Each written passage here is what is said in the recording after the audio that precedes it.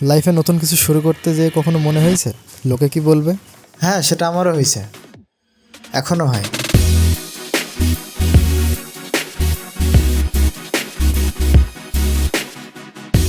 তবে দিন শেষে তুমি সেটা করো আর না করো, তারা কিছু না কিছু বলবেই।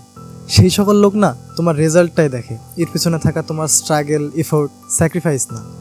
এখন যদি ফোন হাতে নিয়ে ভিডিও বানানোর চেষ্টা করি, ভাইজান দেখা যায় ভিডিও বানায়, তা কেউ দেখে তো? আর যদি কিছুই না করি, এর দ্বারা কিচ্ছু হবে না, যত সব লেজি পোলাপান।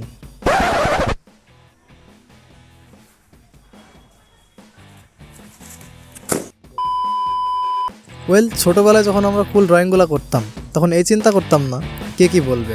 যা ভালো লাগতো তাই এঁকে ফেলা হতো, সেগুলো আবার বাবা মাকে দেখিয়ে প্রশংসাও নেওয়া হতো।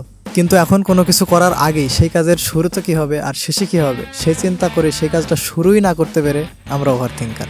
এখন চাইলেই তাদের মুখ বন্ধ করা সম্ভব না।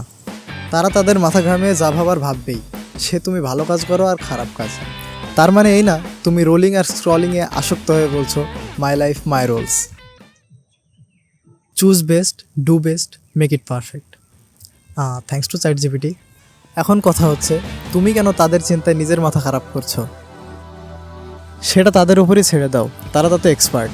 কাউকে খুশি করার উদ্দেশ্যে কিছু না করে বিবেক কাজে লাগিয়ে করো। কোনো কিছু করার সিদ্ধান্ত নেওয়ার পর সম্পূর্ণ জার্নিটা তোমার, এবং এই জার্নিতে তুমি একা, তোমাকে কেউ হেল্প করার জন্য বসে নাই। তাই এতে কে কী বললো ম্যাটার করে না।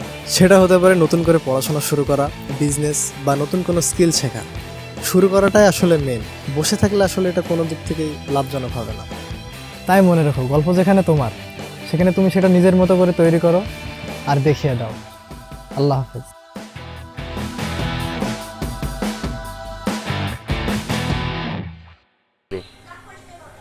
আবার ওই একই ভুল, আমি তো এইখানেই আছি, ওই কেড়ে নেই ক্যামেরা বাইরে চলে গেছে।